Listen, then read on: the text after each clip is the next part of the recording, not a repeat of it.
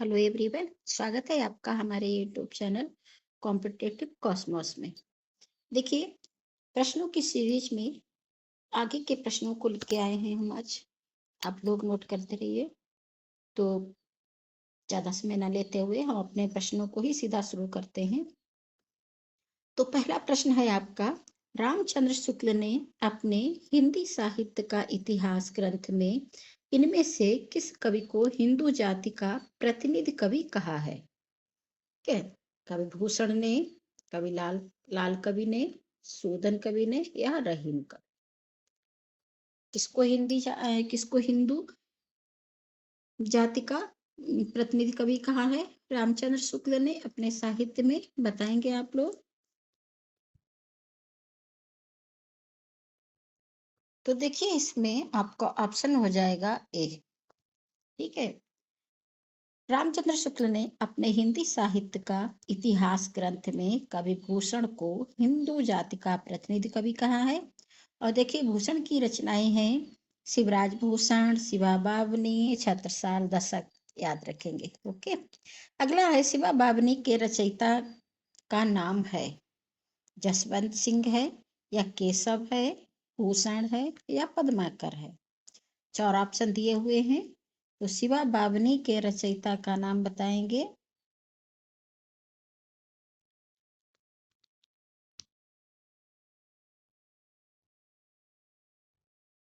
अभी हमने आपको बताया था, सेम वही ऊपर वाला ही है आपका भूषण। ठीक है, भूषण बताया था कि शिवा बावनी, छत्रसाल दशक, ठीक है, और शिवराज भूषण, ये सब भूषण की रचनाएं हैं। ठीक है, तो शिवा बावनी के रचयिता कौन हुए? भूषण हुए। अगला है, सूरदास को पुष्टि मार्ग का जहाज किसने कहा है? वेरी वेरी इंपॉर्टेंट है, बहुत बार पूछा जा चुका है। सूरदास को पुष्टि मार्ग का जहाज किसने कहा है? नंबर पहले ऑप्शन में है वल्लभाचार्य, दूसरे में ही हित हरिवंश, तीसरे ऑप्शन में है गोकुलनाथ और चौथे ऑप्शन में है विठलनाथ। बताएंगे कि सूरदास को पुष्टि मार्ग का जहाज किसने कहा है? तो देखिए, इसमें आपका डी ऑप्शन सही होगा, विठलनाथ ने। ठीक। साहित्य लहरी की विषय वस्तु क्या है? नायिका भेद है या अवतार लीला है या निर्गुण का खंडन है या नीति है?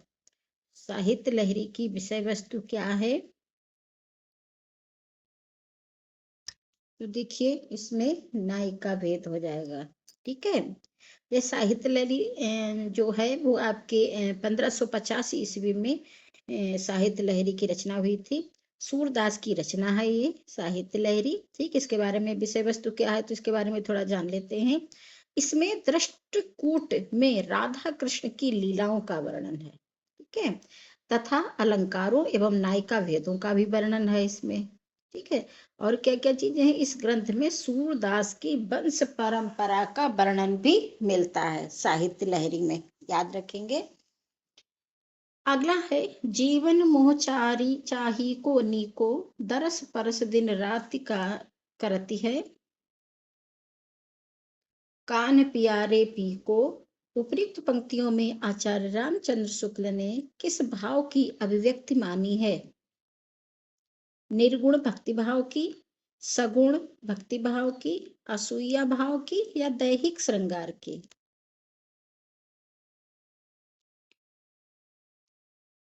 ठीक, किसकी मानी है?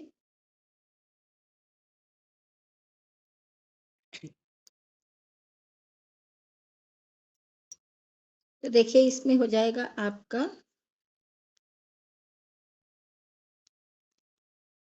असूया भाव की।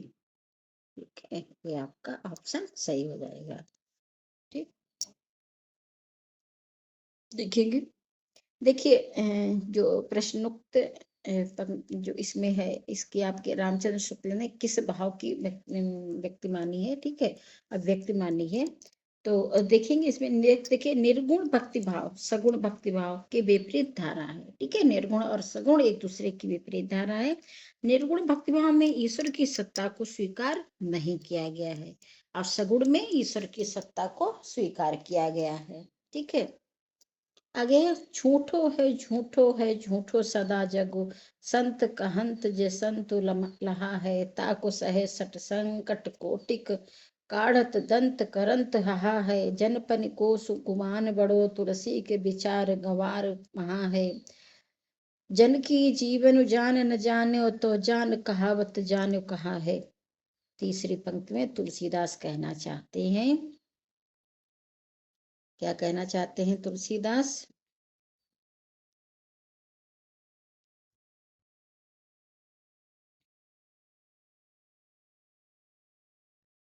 देखिए तुलसीदास क्या कहना चाहते हैं, उन्हें अपने ज्ञानी पने का बहुत अभिमान है, हो ही नहीं सकता है ना। दूसरे ऑप्शन में है वे स्वयं महागवार हैं, ये भी नहीं होगा। तीसरे ऑप्शन में है संसार को झूठा कहने वाले महागवार हैं, और चौथे ऑप्शन में है जानकी के जीवन से अनभिज्ञ होकर गंवार हैं।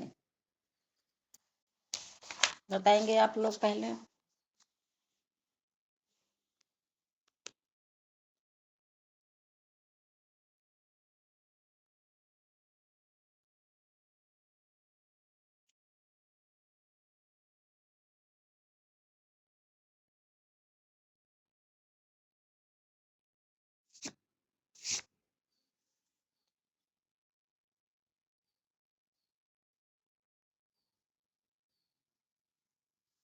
ठीक, तो इसमें क्या होगा, ए और बी सही है।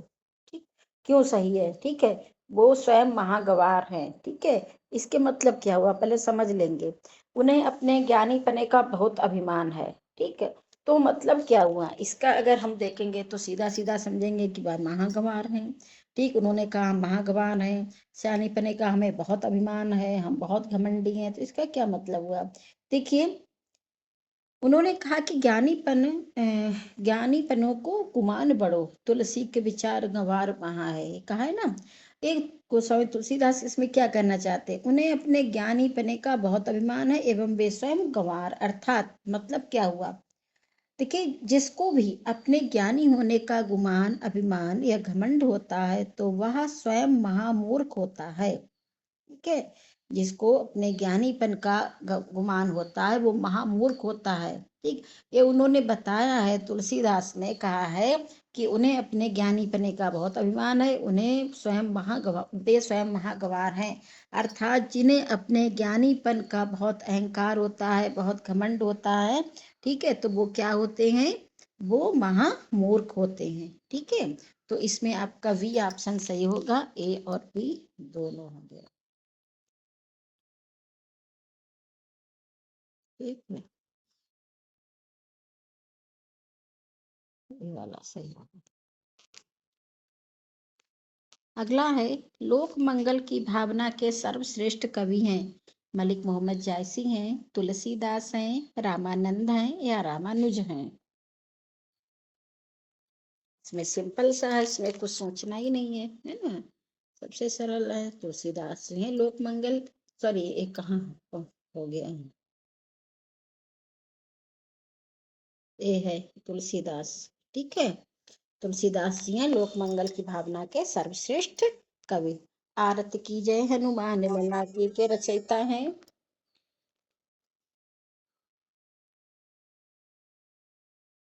आरत की जय हनुमान लला की रचयिता कौन है, बताएंगे? देखिए इसमें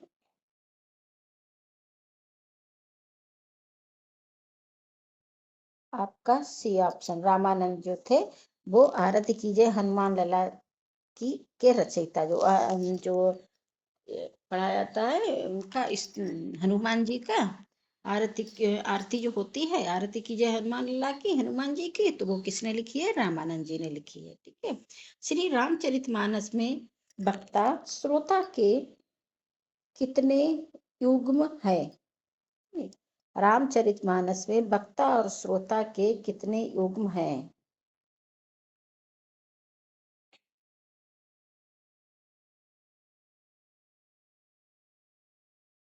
3 युग्म है, 5 है, 2 है या 4 है?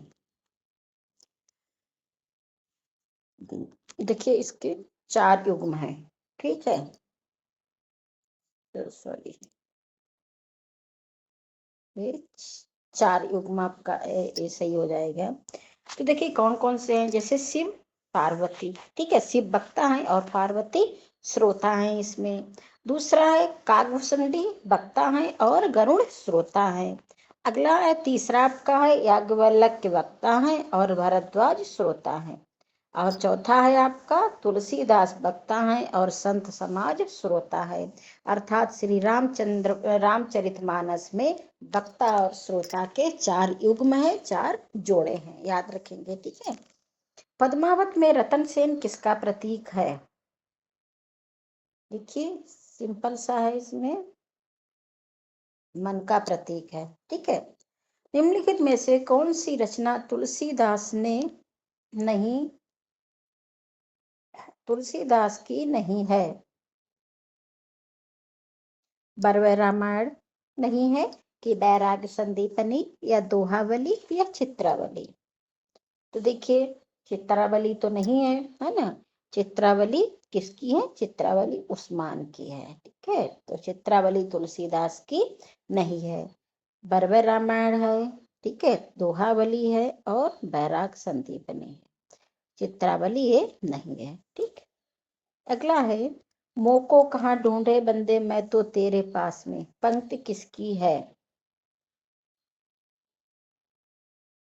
तो ये कबीर दास की है, ठीक है। प्रभु जी तुम चंदन हम पानी, जाकी अंग अंग वास में समानी। प्रभु जी तुम चंदन हम पानी, जाके अंग अंग वास समानी। कौन है इसके? रैदास जी हैं, ठीक है। भाषा पर कबीर का जबरदस्त अधिकार था, वे वाणी के डिक्टेटर थे। उक्त कथन किस समालोचक का है? रामचंद्र शुक्ल का है या राम कुमार वर्मा का है या परशुराम चतुर्वेदी का है या हजारी प्रसाद द्विवेदी का है? ये है हजारी प्रसाद द्विवेदी का, ठीक है।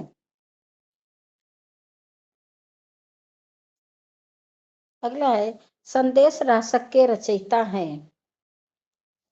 अमीर खुसरो हैं, लक्ष्मीधर हैं, अब्दुल रहमान है या हेमचंद हैं?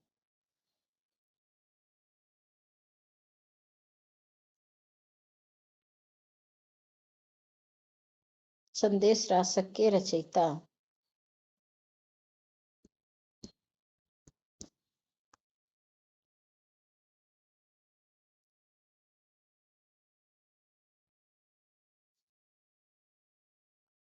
देखिए इसमें आपका ऑप्शन हो जाएगा बी, अब्दुल रहमान है इसके, अब्दुल रहमान है, ठीक। इश्क भरा है देख ले और जगत से दूर, एक अचंभा हमने देखा देहरी का नासूर। ठीक, अमीर खुसरो की उपर्युक्त पहेली से क्या अभिप्राय है? सन्यासी, खंडहर, कुआं या प्रेमी का हृदय? इश्क भरा है देख ले और जगत से दूर, एक अचंभा हमने देखा देहरी का नासूर।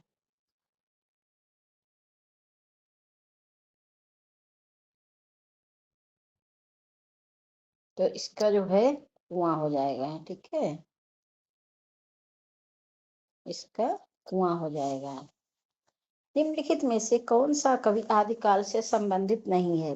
अमीर खुसरो नहीं है, हेमचंद्र नहीं है, विद्यापति नहीं है या गदाधर भट्ट नहीं है? तो इसमें आपका हो जाएगा गदाधर भट्ट। गदाधर भट्ट आदिकाल से संबंधित कवि नहीं है। आलखंड नाम से प्रसिद्ध रचना कौन सी है? कुमार रासो है, परमाल रासो है, विसल देव रासो है या हमीर रासो है? आलखंड से संबंधित या आलखंड नाम से प्रसिद्ध रचना कौन सी है? परमाल रासो, ठीक। पृथ्वीराज रासो की भाषा क्या है? देखिए सिंपल सा है, पृथ्वीराज की भाषा है डिंगल, ठीक है। अपभ्रंश राजस्थानी से मिश्रित रूप को डिंगल कहते हैं, ठीक है, जबकि अपभ्रंश ब्रजभाषा से मिश्रित रूप को क्या कहते हैं, पिंगल कहते हैं, ठीक है, याद रखेंगे डिंगल पिंगल। डिंगल में क्या, डिंगल किसको कहते हैं, जिसमें राजस्थानी के मिश्रित रूप हो, ठीक है, अपभ्रंश हो और राजस्थानी मिश्रित हो, वो डिंगल कहलाएगा, ठीक, और जिसमें अपभ्रंश हो और ब्रजभाषा मिश्रित हो वो पिंगल कहलाएगा, ठीक। अगला है नागरी प्रचारणी सभा से प्रकाशित पृथ्वीराज रासो के संस्करण को प्रमाणिक मानने वाले विद्वान इनमें से कौन है। यानी कि नागरी प्रचारणी सभा से प्रकाशित पृथ्वीराज रासो के संस्करण को किसने प्रमाणिक माना है। रामचंद्र शुक्ल ने, कर्नल टॉड ने, श्यामल दास ने या गौरी शंकर हीराचंद ओझा ने।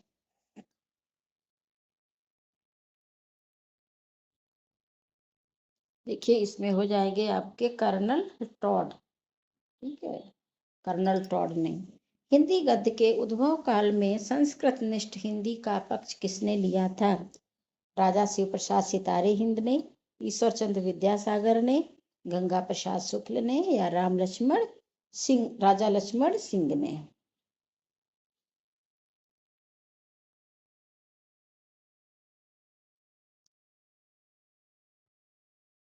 तो इसमें आपका हो जाएगा राजा लक्ष्मण सिंह ने, ठीक है, ऑप्शन डी आपका सही हो जाएगा। अगला है रामचंद्र शुक्ल ने हिंदी साहित्य के आधुनिक काल को किस अन्य नाम से अभिहित किया।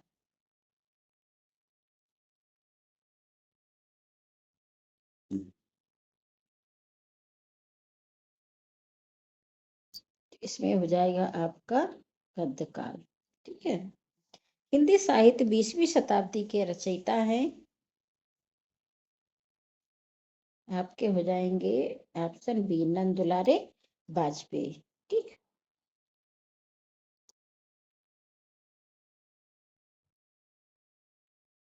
निम्नलिखित में से क्या हिंदी साहित्य इतिहास लेखन का आधार या स्रोत नहीं हो सकता। विभिन्न युगों की आंतरिक और बाह्य परिस्थितियों में प्रकाश डालने वाली सामग्री। अगला ऑप्शन है रचनाओं का मौखिक उल्लेख, नेक्स्ट ऑप्शन शिलालेख, और अगला है साहित्यकारों की प्रकाशित अप्रकाशित रचनाएं।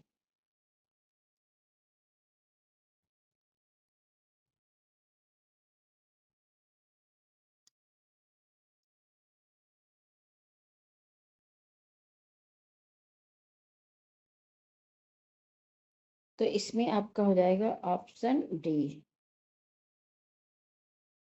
साहित्य इतिहासकारों की प्रकाशित अप्रकाशित रचनाएं, ये ऑप्शन आपका सही हो जाएगा।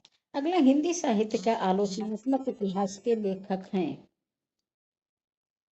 तो इसमें आपके हो जाएंगे सी ऑप्शन राम कुमार वर्मा, ठीक है।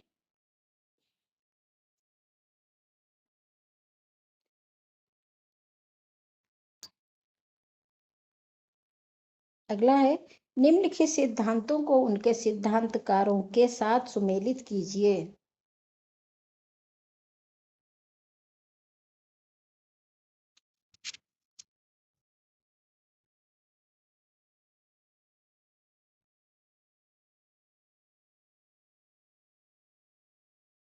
ठीक, तो दिया है द्वैत, आगे लिखा रामानुजाचार्य, द्वैतवाद, वल्लभाचार्य, इनको मिलाना है आपको। तो आप देखेंगे द्वैत में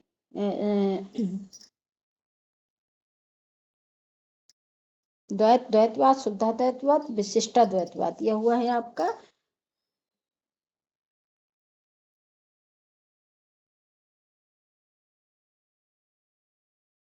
तो इसमें आपका पहले का हो जाएगा, कहाँ गया, चौथा पहले का, सॉरी, द्वैतवाद, द्वैतवाद जो है वो इसमें जाएगा, ठीक है। दूसरा है बी, बी का हो जाएगा आपका द्वैतवाद निम्बकाचार्य, ठीक है, मध्वाचार्य, द्वैतवाद निम्काचार्य। और अब आपका थर्ड वाला हो जाएगा वल्लभाचार्य, और डी में आपका आ जाएगा रामानुज। विशिष्टाद्वैतवाद में रामानुजाचार्य, एक क्रम आपका रहेगा। ठीक है, तो द्वैतवाद मध्वाचार्य, द्वैताद्वैतवाद निम्बकाचार्य, शुद्धाद्वैतवाद वल्लभाचार्य, और विशिष्टाद्वैतवाद रामानुजाचार्य। यानी कि आपको ऑप्शन बी वाला सही आ रहा है, ये वाला। ठीक है, हिंदी का भक्तिकाल बाहरी आक्रमण की प्रतिक्रिया है। ये कथन निम्नलिखित में से किस विद्वान का है? क्रियर्सन का है, हजारी प्रसाद द्विवेदी का है, रामचंद्र शुक्ल का है, या उपर्युक्त में से किसी का नहीं है? तो देखेंगे इस रामचंद्र शुक्ल का है। ठीक है, तुलसी के वचनों के समान रहीम के वचन भी हिंदी भाषी भूभाग में सर्वसाधारण के मुंह पर रहते हैं। किसका कथन है? सुनेंगे फिर से। तुलसी के वचनों के समान रहीम के वचन भी हिंदी भाषी भूभाग में सर्वसाधारण के मुंह पर रहते हैं। यह कथन किसका है? तो ये कथन है रामचंद्र शुक्ल का।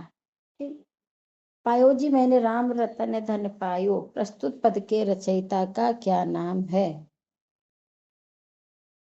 इसमें मीराबाई। ठीक है, मीराबाई ने ही कहा था।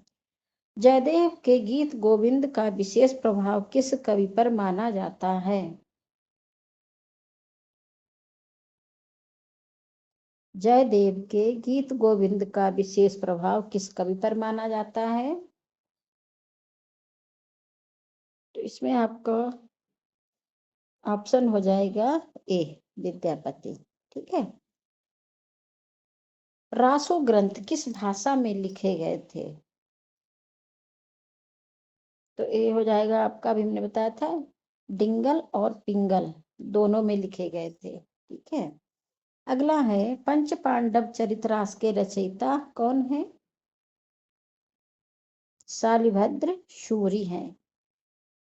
खिली का प्राचीनतम अपभ्रंश ग्रंथ है?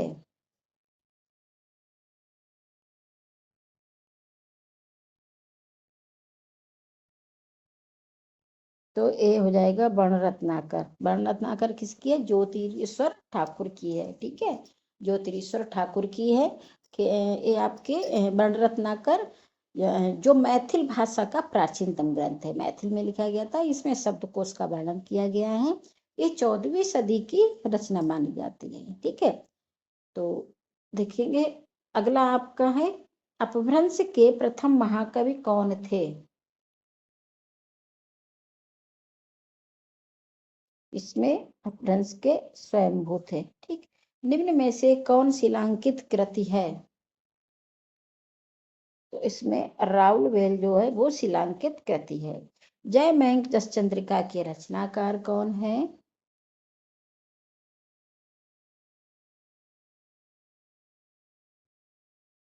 जय मयंक जस चंद्रिका के रचनाकार मधुकर हैं। ठीक है, तो ये आपके क्वेश्चन थे, जो आपके 125 क्वेश्चन हो चुके हैं, और 125 की सीरीज आपकी कंप्लीट हो गई है। ठीक है, नेक्स्ट डे आपके अगली सीरीज शुरू होगी। ठीक है, 125 की होगी, 125 की ही होगी। तब तक आप इसको कंप्लीट कर लीजिए। इसमें से कुछ क्वेश्चन हैं वो आपको आते होंगे, और कुछ क्वेश्चन नहीं आते होंगे। ठीक है, तो आप इस सीरीज को तैयार कर लीजिए। जो नहीं आते हैं उनको नोट डाउन कर लीजिए, और जो आते हैं उनको छोड़ दीजिए। ठीक, इस तरीके से आप तैयार कर लीजिए, और वीडियो को लाइक करेंगे, सब्सक्राइब करेंगे, और दोस्तों फ्रेंड सर्किल में अपने साथ शेयर करेंगे। ओके।